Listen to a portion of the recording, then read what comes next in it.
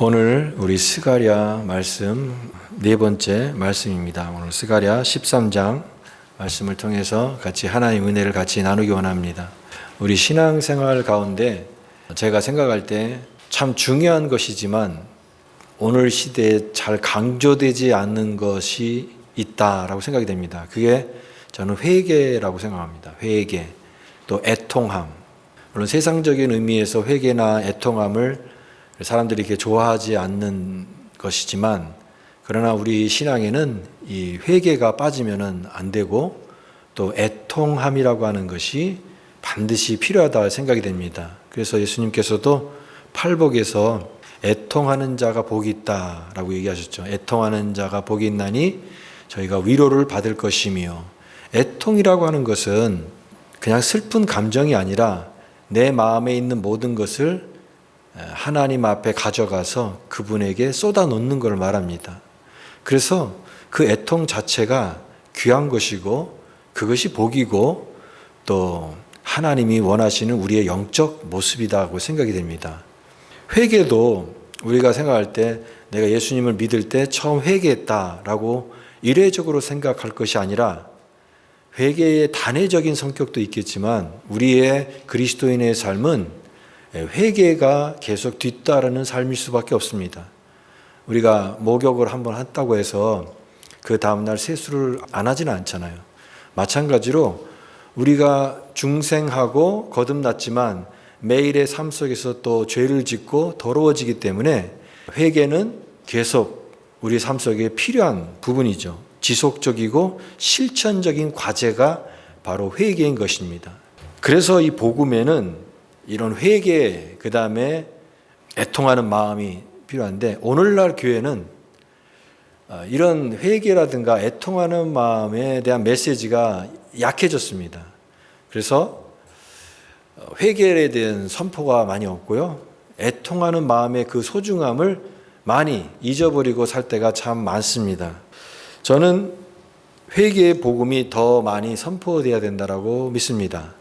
회개가 선포돼야 되고 애통하는 마음이 귀한 것을 우리가 생각을 해야 되기 때문에, 그걸 통해서 우리가 원하는 진정한 영적 부흥은 바로 회개와 애통하는 마음을 통해서 나타난다라고 믿습니다. 성경에서 이 회개를 가장 효과적으로 선포했던 최고의 설교자라고 생각하면 저는 나단 선지자가 아닐까 생각이 됩니다. 그 다윗 왕 시대에 이제 다윗 왕이 우리가 잘 아는 그 밧세바를 범한 사건이죠. 밧세바와의 간음을 했고, 그것을 은폐하기 위해서 그 밧세바의 남편인 우리아를 전쟁터에 보내가지고 그를 뒤에서 결국은 죽게 만들게 하죠.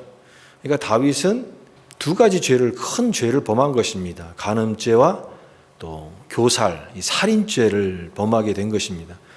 그런데 아무도 다윗이 왕이기 때문에 그에게 회개를 촉구하거나 그에게 함부로 말할 수 있는 사람이 없었을 때에 하나님께서 나단 선지자를 통하여서 이 다윗 왕에게 가서 회개를 촉구하게 하시는데, 나단이 어떻게 했냐면 이야기를 통해서 다윗의 죄를 우회적으로 지적합니다. 스토리텔링. 그래서 이야기를 하는데 우리가 잘 아는 그런 이야기가 나오죠. 어떤 지역에 두 사람이 있었는데, 한 사람은 양과 소가 많은 부자가 한 명 있었고, 또 그 옆에는 한 사람이 있었는데 그 사람은 암양 새끼 한 마리밖에 없는 아주 가난한 사람이 있었다. 소와 양이 많은 그 부잣집에 어떤 손님이 놀러 왔는데, 그 부자가 그 암양 새끼 한 마리밖에 없는 그 가난한 사람의 그 암양을 뺏어가지고 그거를 손님을 대접을 했다. 그러니까 착취를 한 거죠. 그런 일이 있다라고 나단 선지자가 이야기를 하니까 그걸 듣던 다윗이 그 사람은 벌을 받아야 된다. 그렇게 악한 일을 하는 사람은 반드시 벌을 받아야 된다. 그런 사람이 누구냐라고 얘기했을 때 나단 선지자가 바로 당신이요 이렇게 얘기했죠. 나단 선지자가 이 스토리텔링을 통해서 그 다윗의 죄를 깨닫게 한 겁니다. 만약에 직접적으로 당신 그런 죄 저질렀죠라고 한다면 아마 다윗도 처음에 너무 당황해서 그걸 거부했을지도 모릅니다. 그런데 이렇게 이야기를 통해서 자기의 죄를 깨닫게 하고, 그리고 이 말씀이 적용이 딱 되니까 다윗도 그 말씀 앞에 딱 무릎을 꿇고 그 죄인이 바로 나구나라고 하는 것을 깨달으면서 회개하고 애통하는 그런 반응을 보인 것을 볼 수가 있습니다. 그래서 이 회개하는 마음, 그런 심령을 갖게 된 것을 보면서 참 귀한 메시지를 참 잘 효과적으로 전달했다라고 하는 생각이 듭니다. 저는 오늘 이 스가랴서 13장 말씀 보게 되는데, 그 13장 앞에 보면은 12장에 보면 예루살렘에 임할 구원에 대한 예언이 나와 있습니다. 특별히 우리 10절 말씀이 참 중요한 말씀인데요. 12장 10절 말씀에 제가 읽어보겠습니다. 내가 다윗의 집과 예루살렘의 주민에게 은총과 간구하는 성령을 부어주리니 그들이 그 찌른 바 그를 바라보고 그를 위하여 애통하기를 독자를 위하여 애통하듯 하며 그를 위하여 통곡하기를 장자를 위하여 통곡하듯 하리로다. 내가 은총과 간구하는 심령을 부어주리니, 이 심령이라고 하는 것은 그 성령을 말하는 것입니다. 그러니까 스가랴가 바라봤다는 것은 그 일이 앞으로 500년 후에 일어날 일이지만 예수님께서 오실 것을 예언했고, 또 예수님의 오심을 통해서 성령 시대가 열릴 것을, 성령을 부어주는 성령 강림이 임할 것을 그가 미리 바라보면서 예언한 것입니다. 그때가 되면 성령이 임하시게 되고 그때에 일어나게 될 것은 사람들이 통곡하리로다. 회개하는 영을 부어주신다라고 하는 것이죠. 스가랴는 당대에는 이제 포로 귀환에서 돌아온 유대인들이 성전 재건을 생각했던 것보다 잘 이루어지지 않고 대적들의 방해 때문에 지지부진하던 그런 과정 속에 그들이 처음에 가졌던 성전 재건에 대한 열정이 이제는 무관심으로 변했고, 또 내일에 대한 희망과 꿈들이 이제는 낙심과 절망으로 바뀌는 그 때에 이 스가랴는 그가 꿈꾸던 세상은, 꿈꾸던 바라보던 것은 이제 하나님의 성령이 오시게 되면 새로운 부흥과 역사가 일어나게 될 것이다라고 하는 것을 스가랴는 바라보고 예언하게 된 것입니다. 그래서 애통함과 회개예요. 회복에는 죄의 더러움을 씻는 애통함과 회개가 반드시 있어야 되기 때문에 오늘 우리는 성령 시대를 살고 있습니다. 2000년 전에 지난주에 우리 성령 강림 사건을 통해서 보았듯이 성령이 오셨습니다. 이미 오셨기 때문에 그 이후에 우리의 세대는 성령이 이미 오셨기 때문에 성령 시대에 살고 있는 것입니다. 우리가 성령 시대에 살고 있는 우리가, 그러면 오늘 이 말씀을 통하여서 성령 시대를 살아가는 우리가 구원받은 하나님의 자녀답게 어떻게 살아갈 수 있느냐, 오늘 이 말씀을 통해서 두 가지 정도를 살펴보려고 합니다. 그 중에 하나가 바로 영적 정결함이다라고 하는 것입니다. 성령과 함께 동행하여서 성령의 은혜 가운데 살아가는 하나님의 백성이 되려면 바로 영적 정결함이 있어야 되는 것이죠. 죄로 막힌 부분이 깨끗해지고 그 부분이 열려야 된다라고 하는 것입니다. 죄는요, 영적인 삶의 동맥경화와 같다라고 생각이 됩니다. 동맥경화. 동맥경화라는 게 그게 소리 없는 암살자라는 별명이 있습니다. 소리 없는 암살자. 그 증상이, 심텀이 이렇게 나타나면은 내가 이런 병이 걸렸구나라고 알 수 있는데 그 증상이 나타나지 않습니다. 그런데 그 증상이 나타나지 않는다고 해서 그게 없는 게 아니라 조용히 그 병이 진행이 되는 것이죠. 그 나중에 그게 굉장히 심각한 그런 질병을 만드는데, 말하자면 혈관 속에 콜레스테롤이 지방 같은 것이 쌓여서 그게 이제 나중에는 혈관이 막히게 되면 심장마비라든가 뇌졸중이라든가 하는 아주 치명적인 일이 생기게 되는 것이죠. 이와 같이 동맥경화, 막히게 되면은 결국은 큰 문제가 생길 수 있다라고 하는 것입니다. 저는 그런 의미에서 오늘 우리의 영적인 삶에도 영적 동맥경화가 있을 수 있다. 영적 동맥경화. 죄를 우리가 우습게 여길 것이 아니라 죄라는 것이 자꾸만 허용이 되면 그것이 우리의 삶에 자꾸만 쌓이게 되면 이게 막히게 되는 것이죠. 질식하게 되는 것입니다. 증상이 나타나지 않으니까 그냥 괜찮겠지 생각했지만 어느 정도 이게 축적이 되고 쌓이게 되면 정말 심각한 문제가 생길 수 있는 것이 바로 영적인 동맥경화가 같다라고 하는 것입니다. 본문에서도 보면은 2절 말씀에 만군의 여호와가 말하노라 그날에 내가 우상의 이름을 이 땅에서 끊어서 기억도 되지 못하게 할 것이며 거짓 선지자와 더러운 귀신을 이 땅에서 떠나게 할 것임이라.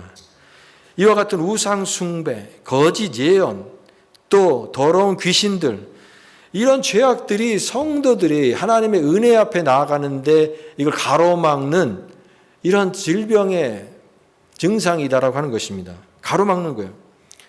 그러니까 이런 것이 가로막지 않도록 우리가 이것을 없애야 되고 이것을 뚫어야 되는 것입니다. 이 막히게 되면 죽기 때문에, 막히게 되면 우리가 큰 문제가 생길 수 있기 때문에 이 증상에 대해서 예민하게 우리가 알아야 된다고 하는 것입니다.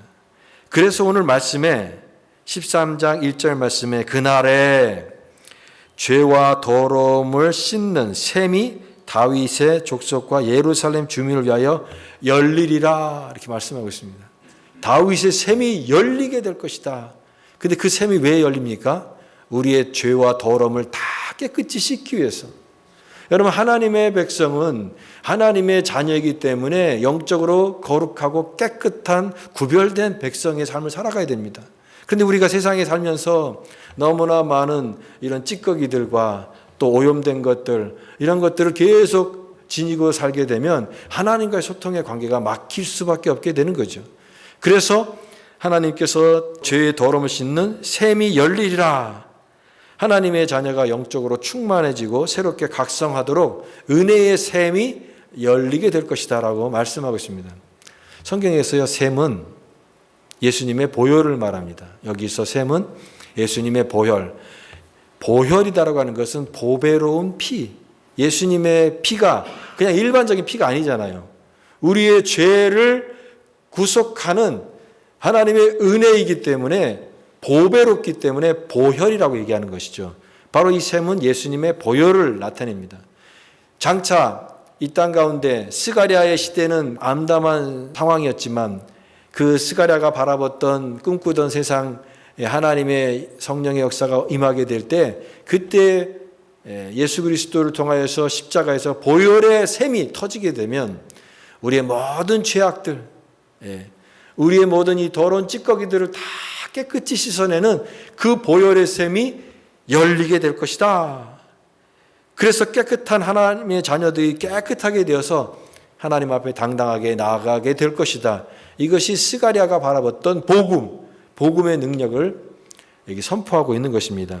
물론 우리는 이 십자가의 복음을 많이 들었기 때문에 이게 전혀 새로운 것이 아니지만 구약 시대이지 않습니까? 스가랴 선지자가 활동했던 데는 하나님 앞에 예배 드릴 때에도 동물을 죽여서 동물 제사를 드렸던 그 시대에 이러한 말씀들은 굉장히 신선한 말씀이고 또 상상을 초월하는 놀라운 약속이 아닐 수가 없습니다. 그래서 이 말씀을 들을 때, 선포할 때 이것은 정말 놀라운 약속을 선포하고 있는 그런 감격이 담겨있는 말씀인 것입니다. 주민을 위하여 열리리라.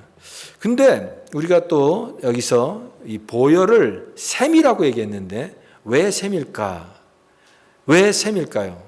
셈은 스스로 발생하는 겁니다. 스스로 솟아나는 거예요. 그리고 마르지 않습니다. 셈은 계속해서 그 안에서 솟아나는 그 샘물의 근원이 있는 한 이 샘물이 마르지 않는 것입니다.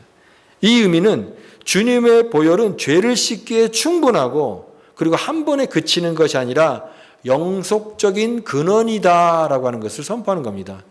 그래서 예수님께서도 말씀하셨죠. 나를 믿는 자는 그 배에서 생수의 강이 흘러나오리라. 예수를 믿으면 그 배에서 생수의 강이 흘러나오는데 그게 잠깐만 한 번으로 끝나는 것이 아니라 계속해서 끊임없이 흘러나오는 생수가 흘러나올 때 우리의 모든 더러운 것들을 다 씻기고 우리의 죄악된 심령을 새롭게 하는 하나님의 생수의 강이 흘러나오게 될 것이다. 샘물이 흘러나올 것이다. 이 스가랴가 선포한 것입니다. 오늘 그래서 우리는 이 성령의 시대를 살아가야 되는 것입니다. 여러분, 우리가 성령의 시대를 정말 능력 있게 살고 싶은데요. 어떻게 하면은 성령의 시대 가운데 우리가 지혜롭게 살아갈 수 있을까? 저는 죄가 막히지 않을 수 있는 방법이 있다면 그것은 성령의 영적인 주파수를 맞추라고 하는 것입니다. 영적인 주파수. 우리가 라디오 주파수를 요즘에 라디오 잘 안 들으시잖아요. 근데 라디오 이렇게 옛날에 라디오 듣는 때 보면 주파수를 맞춰야 되잖아요. 89.1, 그다음에 92.1 이렇게 맞춰서 주파수가 잘 맞아야 라디오 소리가 또렷하게 들립니다. 주파수가 안 맞으면 이 잡음이 생기고 이게 뭔 말을 하는지 들리지가 않습니다. 여러분, 마찬가지로 성령의 주파수 다이얼을 잘 맞춰서 성령의 음성을 또렷이 들을 수 있어야 됩니다. 오늘 이 시대에 얼마나 많은 잡음이 많습니까? 오늘 시대는 전자기기도 많고 또 인공지능 시대가 되어서 사람들이 그런 거에 되게 익숙하잖아요. 스마트폰, 갤럭시 25 또 새로 나오고 또 아이폰 16도 새로 나오고 거기에 첨단 인공지능 달아서 무슨 제미나이 또 챗 GPT 이런 인공지능이 막 발달하는 시대에 살고 있습니다. 그러나 이런 모든 것들이 우리의 내면의 문제를 해결하지는 못합니다. 그래서 우리가 집중해야 될 것은 이 표면적인 것이 아니라 우리의 내면에 더 집중해야 됩니다. 성령의 예민한 주파수에 맞춰야 되는 것입니다. 오히려 그런 것들을 방해하는 이런 주파수들을 이제는 없애고 하나님의 말씀에 더 집중해야 되는 것이죠. 왜냐하면 성령 우리의 가장 깊은 곳을 아시기 때문에 그렇습니다. 성령으로 이것을 우리에게 보이셨으므로 성령은 모든 것 곧 하나님의 깊은 곳으로도 통달하시느니라. 성령은 하나님의 가장 깊은 곳을 통달하시고 우리 마음의 가장 깊은 곳을 아시는 분이십니다. 그러므로 여러분, 내면의 소리에 귀를 기울이고 우리가 이 세상에 너무나 많은 주파수에 관심을 갖는 그런 관심에서 성령의 주파수에 예민하게 맞추게 될 때 나를 향한 또 우리를 향한 하나님의 세밀하고 섬세한 그 음성이 더 또렷하게 잘 들리게 될 줄 믿습니다. 우리가 그래서 이런 성령의 주파수에 우리가 영적인 주파수를 잘 맞추는 삶을 살아야 되겠다. 오늘 이 스가랴 선지자를 통해서 주시는 성령 시대를 살아가는 두 번째 말씀은 인내, 연단의 말씀입니다. 성령 안에 살아가려면 연단을 통해 내면의 단단함을 키우라라고 하는 것입니다. 성령이 오시면 너무나 많은 변화들과 긍정적인 일들이 일어나게 되는데 긍정적인 일들만 일어나는 것이 아니라 어려운 일들도 일어나게 될 것이다라고 하는 것입니다. 오늘 이 7절 말씀 보십시오. 7절 말씀에 만군의 여호와가 말하노라 가라 깨어서 내 목자 내 짝된 자를 치라 목자를 치면 양이 흩어지려니와 작은 자들 외에는 내가 내 손을 들이우리라. 목자를 치면 양이 흩어진다 라고 하는 말은 희망적인 예언이 아닌 것입니다. 그동안 예수님을 따랐고 주님을 따랐던 사람들이 목자를 치니까 이제 양들이 흩어지게 되는 것이죠. 실제로 예수님께서 십자가에 달려 돌아가실 때 그를 따랐던 제자들이 흩어지게 되었고 또 제자들이 두려움에 사로잡혀서 주님을 떠나는 그런 배신하고 떠나는 그런 경우도 있지 않았습니까? 마찬가지로 이런 과정들이 있다라고 하는 것입니다. 믿음에는 고통과 인내가 반드시 필요하다. 이 과정을 없을 수는 없다. 그러나 이 과정을 잘 견디고 통과해야 우리가 합격할 수 있다. 우리의 내면이 더 단단한 길로 갈 수 있다라고 하는 것입니다. 그래서 연단이 필요한 거예요. 연단. 8절 9절 말씀. 우리 8절 9절 말씀 같이 한번 읽어보겠습니다. 시작. 여호와가 말하노라 이 온 땅에서 3분의 1은 멸망하고 3분의 1은 내게 남으리니 그 3분의 1은 불 가운데 던져 은같이 연단하며 금같이 시험할 것이라. 그들이 내 이름을 부르리니 내가 들을 것이며 나는 말하기를 이는 내 백성이라 할 것이요 그들은 말하기를 여호와는 내 하나님이라 하리라. 내가 그 3분의 1을 불 가운데 던져 은같이 연단하고 금같이 시험할 것이라. 은같이 연단하고 금같이 시험할 것이라. 연단은 불순물을 제거하는 과정입니다. 우리가 보통 금을 18K, 24K 이렇게 얘기하잖아요. 24K는 제일 좋은 금을 말하는 건데 이 K가 뭘까요? 이 K는 금의 어떤 순수도를 나타내는 단위인데요. 중동 지방에 나는 식물, 그 식물이 캐럽이라고 합니다. 제가 인터넷에 사진 보니까 이런 콩깍지 같이 생겼더라고요. 근데 그 캐럽을 성인 남자가 손에 딱 쥐었을 때 24개까지 쥘 수 있다고 합니다. 그래서 99.99%가 되는 그 금의 농도가 될 때 그거를 24K라고 얘기하는 겁니다. 캐럽의 약자인 거죠. 반면에 18K나 이런 것은 이제 순도가 떨어져서 75%. 그러니까 금은 순금, 그 안에 75%는 금이지만 나머지 25%는 은이라든가 굴이라든가 다른 금속이 들어있다는 것입니다. 여러분, 불순물이 섞여 있다고 하는 거죠. 그래서 연단이라고 하는 것은 이 불순물을 제거하는 겁니다. 여러분, 우리의 삶에도 믿음에도 불순물이 있잖아요. 순수한 믿음이어야 되는데 거기에는 여러 가지 불순물이 들어가 있거든요. 그래서 때로는 하나님께서 우리에게 연단하십니다. 왜? 이 불순물을 제거하시기 위해서. 은같이 연단하시고 금같이 시험을 겪으실 것이라. 근데 그 연단의 과정을 어떤 사람은 못 견디는 거예요. 연단의 과정을 견디지 못하고 떨어져 나가게 되면 안 되는 것이죠. 연단이 있지만, 불같은 연단과 시련이 있지만 그 과정을 묵묵히 통과해야 정금같이 나오게 되는 것입니다. 정금같이 나오는 거예요. 물론 누구나 연단과 시험을 좋아하지는 않죠. 인생 살아가면서 예수 믿으면서 고난도 많잖아요. 참 어려울 때도 많잖아요. 눈물 날 때도 많고 괴로울 때도 많고. 그래서 우리 찬양 가사에도 보면은 왜 나만 겪는 고난이냐고 그런 찬양도 있어요.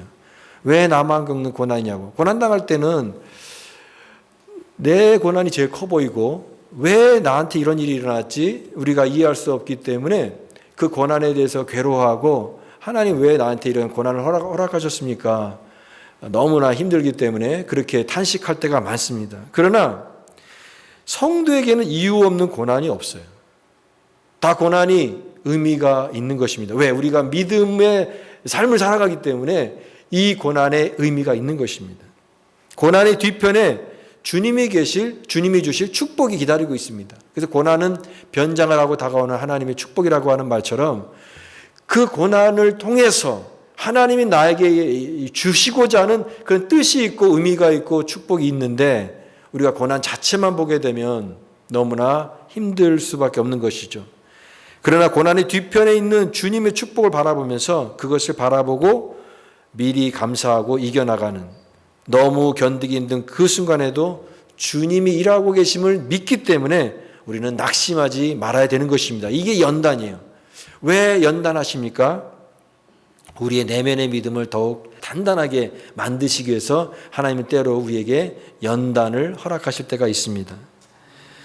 연단을 통해 우리 불순물이 다 빠지고 정말 순수한 99.9%의 24K와 같이 빛나는 믿음을 우리가 갖기 위해서 하나님은 때로는 우리를 연단하실 때가 있다라고 하는 것입니다. 그래서 욥기에도 보면은 욥이 많은 고난을 당했잖아요. 근데 그 고난의 모든 걸 다 통과하고 나서 욥이 고백하는 것은 그 고백입니다. 내가 가는 길 오직 그가 아시나니 그가 나를 단련하신 후에는 내가 정금같이 나오리다. 고난을 통해서 모든 게 다 불순물이 빠졌거든요. 그 안에 있었던 모든 찌꺼기들이 다 빠지니까 순수한 결정체만 남아서 그 믿음이 정금같이 돼요. 근데 하나님이 기뻐하시는 그런 믿음의 모습이 된 것입니다. 요한계시록에도 보면은 어린 양 예수 그리스도 앞에 나오는 큰 무리도 있는데 그 큰 무리들이 이렇게 설명합니다. 환난에서 나온 자입니다. 환난을 겪고 고난을 겪고 우리가 하나님 나라에 갈 때까지 철로 역정, 하나님 나라에 갈 때까지 많은 고난도 있고 어려움도 있고 연단의 과정을 겪지만 그 모든 것을 묵묵히 이겨나가서 마침내 단련되고 정제되고 불순물이 제거된 순수한 결정체로 된 연단받은 성도들이 정금 같은 믿음으로 주님 앞에 서 있는 그 모습, 얼마나 아름다운 모습이고 얼마나 귀한 모습입니까? 그때 호산나 호산나 찬양과 기쁨과 은혜의 그런 내용이 나오게 되는 것입니다. 오늘 그러므로 내 삶에 연단이 있다 해도 우리는 그 무너지는 삶이 아니라 내면의 단단함을 키우는 겁니다. 내면의 단단함. 오늘 두 가지 말씀하고 있죠. 우리의 회개를 통한 우리의 영적인 정결함, 그 다음에 연단을 통한 내면의 단단함. 이것이 성령 시대를 살아가는 주의 백성들이 가져야 될 귀한 모습이다라고 믿습니다. 오늘 말씀 마치면서 하나님 앞에 우리 두 마음을 구하기 원합니다. 하나님, 나에게 영적인 정결함을 허락하여 주옵소서. 세상의 수많은 소리와 주파수에 내가 너무나 거기에 노출되어서 하나님의 성령의 예민한 음성을 듣지 못하는 그런 자가 되지 않게 하여 주시고, 그리고 내 삶에 어려운 고난이 있다 할지라도 그 고난 때문에 약해지는 자가 아니라 그 연단을 통하여 마침내 순수한 결정체로 하나님 앞에 나를 다듬어 가실 그 하나님을 바라보면서 우리의 믿음으로 이 성령 시대를 살아가는 거룩한 주의 백성이 다 되실 수 있기를 간절히 축복합니다. 이 은혜로 승리하시기를 간절히 바랍니다.